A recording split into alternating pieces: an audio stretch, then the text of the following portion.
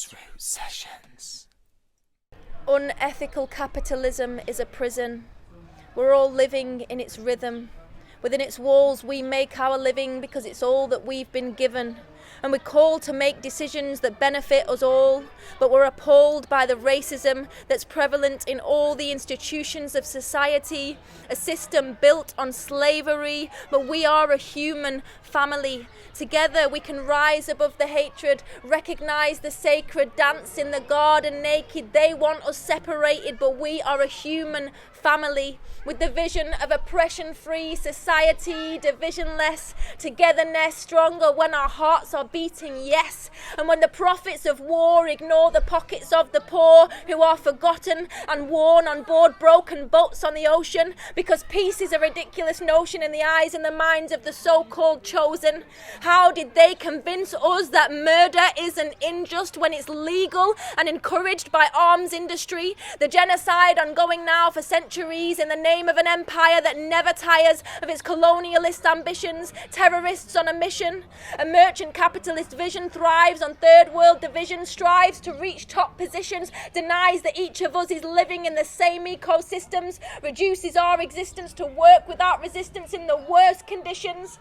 We'll plant hemp seeds, don't feed the war machine, please. Read the history of human slavery. Stand together in solidarity, together in our communities. Empower every child and seek the unity. We are alive just for a time, so plant hemp seeds.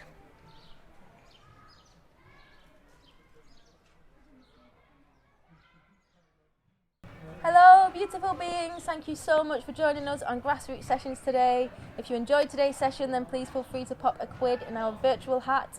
We just want to say a massive thank you to our incredible patrons for making these videos possible. We love you so much, guys, and if you would like to become a patron of our channel, then please check out the link below as well.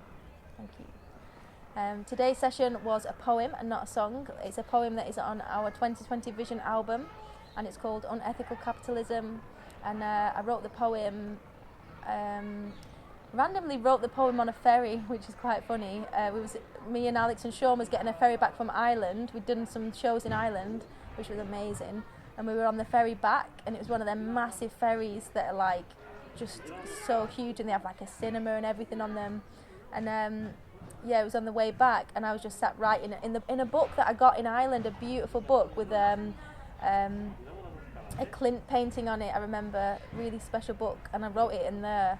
And it was one of them where I was writing it, I keep reading the first verse to carry on writing it, and it's one of them that it's just in your head then. You just memorised it forever, I guess. And when I first met Alex, actually, I used to go to the open mic that Alex was running with Mobius Loop, and I'd get up and do my songs at the open mic, but I would also do some of my really angry poetry that I was writing at the time. A lot of anger inside, and I needed to get it out. And yeah, it's quite funny because back then I was sort of like venting on sort of the I wasn't putting the anger into a place of like, corrupt governments and political systems that are oppressing people, and I feel like channeling the emotions into that is just a lot better for myself. And I think it's important to make art and creativity about the oppression that we see around us, and to share that with others, because so many people aren't even aware of the capitalist systems that we live in and how that affects the lives of everyone. And yeah, it's quite poignant actually that the poem is called Unethical Capitalism, and I feel like unethical capitalism is kind of what has got everyone into this mess with this pandemic at the moment, which is the way that we treat living beings, the way that we treat our environment, and the way that we just constantly exploit it for money, has led us to a situation where everyone's having to be on lockdown, walking around wearing masks. And it's funny being in Spain because everyone's got the masks on in the street, but they're all carrying on as normal. And it's like, if you want to continue with this unethical capitalist system, the things you have to do to continue with it, we'll all wear masks, and then 10 years, we'll all just wear these helmets, and then we'll all just create our own little bubbles. Who knows where it's leading, but surely we could just perhaps create a system that doesn't cause these atrocious pandemics, the zoonotic diseases that pass on to humans, such as the measles or mad cow disease or bird flu or swine flu, and these illnesses that are created because we're keeping animals in these atrocious conditions. And I think if we had a bit more ethics about our capitalism and we decided not to exploit and sell the reproductive cycles of living beings, then maybe perhaps we wouldn't be in the situation, you know. Anyway, that was just a thought. So the song, the poem, we initially did a recording of this poem in London, in Canary Wharf, which is obviously the epicenter of capitalism in London. And me and Alex and Sean, and our beautiful friend Alex Durant, filmed the poem on her phone, and we just stood in front of the giant HSBC towers and the Barclays, the huge banks, the epicenters of all of this money and wealth that's being created, and we performed the poem there when Alex was on a melodica and Sean was playing percussion. It's a great recording, actually. If you want to check it out, it's only available on our Facebook videos. That's the only place that it's uploaded, and it's it's a really great recording. It was nice to share the poem today like it is on the album, which is just a cappella with no music. And also we're travelling between places, so it's nice also that Alex can be with Zaya while I do this chat, because it's hard now. He's getting older, he's having less naps. But Alex did the filming for that one, which was quite nice, just the subtle movements which I think really add to the sessions. So I guess the inspiration behind the poem is just feeling quite upset and angry that profit and capital take precedent over human life and well-being quite a lot. You know, living in a capitalist society where there are homeless people sleeping on the floor in front of giant buildings selling beds and blankets. Like, it's just, you know, I don't know if you've seen that iconic image of the homeless man sleeping on the floor in front of the window with all the lights on and the bed made in the shop that's selling beds. You know, what a dichotomy, what a strange place to be living. And just the oppression that causes for the different groups of people. So we're living, obviously born in the UK, and we learn about the history of the British Empire and how they've gone out into the world and murdered and stolen and colonised. And then we grow up in that society and we look around these big cities, like Bristol, Liverpool, London, looking at these huge cities and thinking, how is this built? Where has this wealth come from? And then you learn the history of where that wealth came from and who it was that were forced to build these cities, and just being quite appalled with it, really. And then to be living in a time now where it's sort of strangely celebrated, you know, to be British and proud and to be patriotic, and these statues that are still standing in our cities that are, you know, being pulled down brilliantly now, but even still that being called a criminal act. And so we went to Liverpool actually, and went to the slavery museum in Liverpool, and that was definitely a big influence for this poem, because we just spent like hours in there just like sobbing our hearts out at the atrocities that have been done to human beings in the name of capital and wealth. You know, the disgusting justifications people used, and the just unfathomable, atrocious treatment of human beings, and the same systems that they did that to human beings with,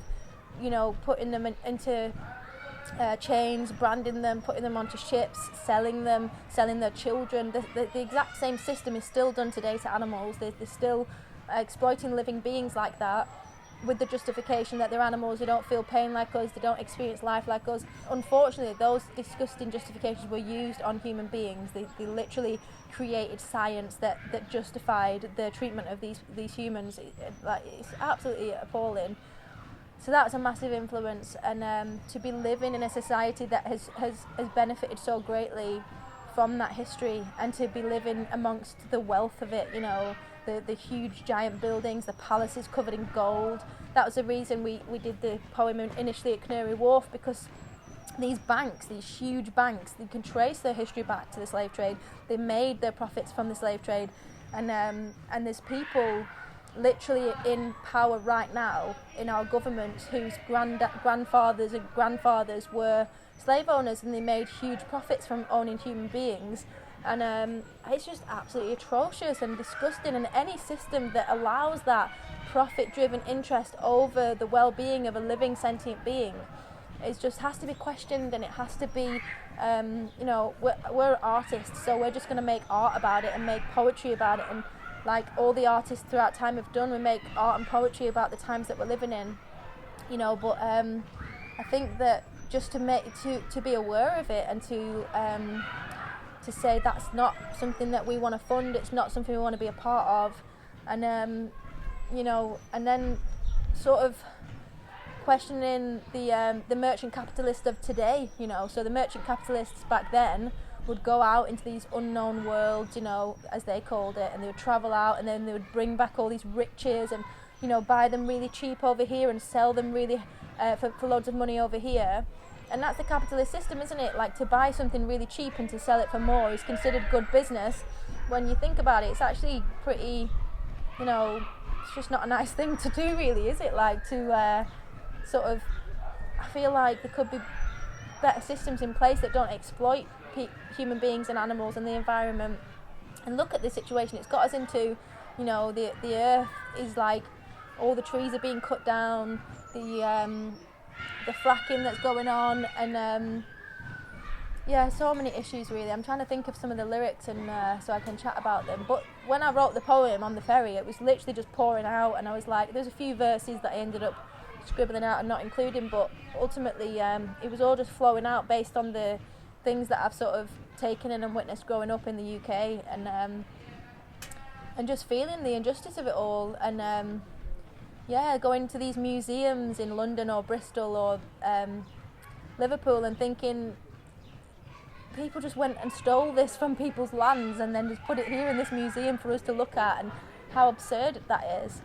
And they've still got the same systems in place today, the House of Lords, the unelected representatives of our country, and the insane wealth that these people hold on to they've inherited.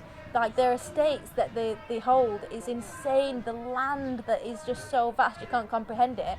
And yet we've grown up on council estates, like in tiny little boxes right next to each other, with no open space, it's just unfathomable. Our Prime Minister, Boris Johnson, is on tape literally saying, there's a video of him saying that inequality is essential for our system. It's essential because that's how it works. And he says, it's a great driving force to help people pull themselves up and do better, But in a society where not everyone is in an equal position, some people don't have the ability to pull themselves up and get on with it. Some people, they're born with no legs, or they're born with like a disability, or they're born into poverty, or they are traveling on a boat from somewhere else, some war-torn country. That was another influence to the poem, is that in our country they're building weapons at BAE Systems, they're building weapons of warplanes, and they're selling them for millions of pounds to Saudi Arabia and to other countries who are on the human rights abusers list. They're selling them weapons of war, and then this country's being bombed with women and children dying, and just the atrocities of that, the way that war has become this profit-driven industry that they're making money from to build these weapons and to sell them for profit. And then there's people fleeing that situation. They have to run away because their family's being killed all around them, and they're fleeing that situation, trying to get away from it, trying to come to a place where they can perhaps make some money to feed their family, on boats on the ocean, like taking those really terrifying journeys across the ocean to try and get somewhere where they may feel, some empathy from their fellow humans, that they may try and, find a sanctuary for them and their families. And just the way the media portrays that, and creates this division amongst people, us and them, and what are they calling them, illegal aliens. It's so disgusting, the rhetoric that's used to describe our fellow human beings, and the fact that we know now, we're living on one earth. We literally have images from space of our one earth, that we're all inhabited together. So these old ideals of not knowing what's over the horizon, and not knowing, and trying to have these armies that defend your bit so that they don't, all the old ways that we've come through as human beings, can surely evolve into a situation where we figure out systems where we share this earth together, where we can figure out a system that is not so unbelievably imbalanced and causing so much oppression to so many. And just trying to think of some of the other themes in the song. Obviously, the poem ends with plant hemp seeds, because we feel that hemp provides a solution to our future. It provides the abundance that we all need for all of the resources that we need as well. So hemp can provide our food, our fuel, our paper, our textiles, our building materials. Anything you can think of that's made out of petrochemical plastic can be made of hemp. And the government's controlling this capitalist system that is ongoing today. They've made hemp illegal, and they've criminalised it, and they've made it so that you need a license to grow a plant. Just so happens that plant is the biodegradable alternative to all of the petrochemical industries. And just the corruption that's involved with these governments. So this rhetoric at the minute where anyone questioning the government is just a conspiracy theorist, and I just think people need to stop speaking down on people who are questioning this system that is built on slavery, the system that we're all living in now, that literally governments not that long ago have been doing atrocious things. It's not that absurd to question a government and their motives and what is behind this.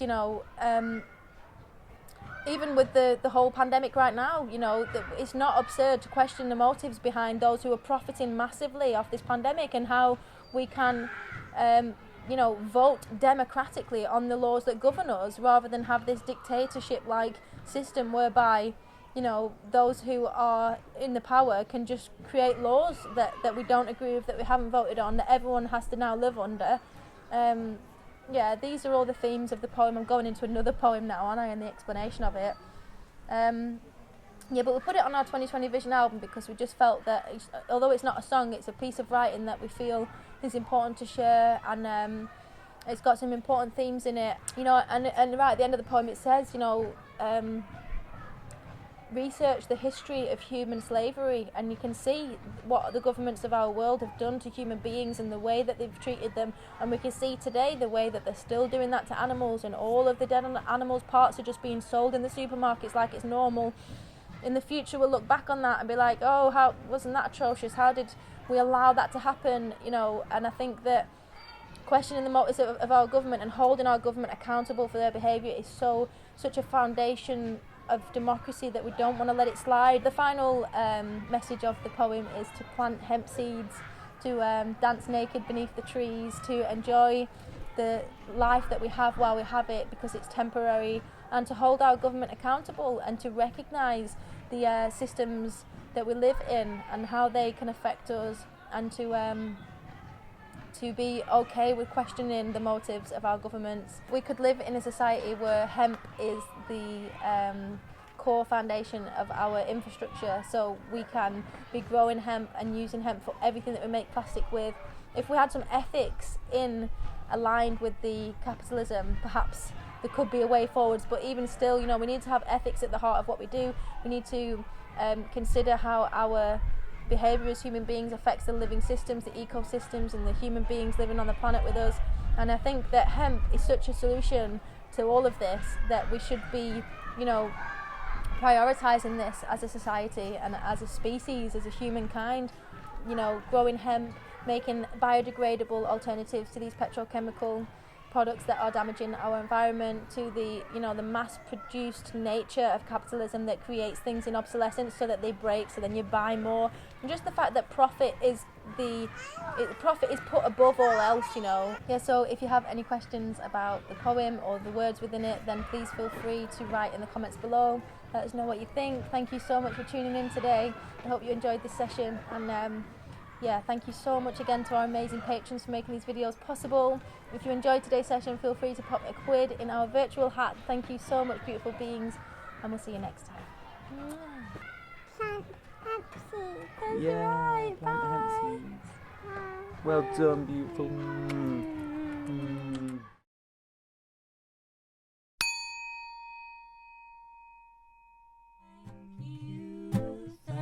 Grassroots Sessions is made possible by our wonderful patrons who support us on Patreon.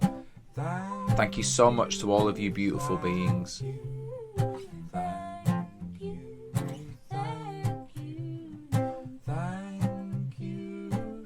Please join our Patreon today to help us create more videos.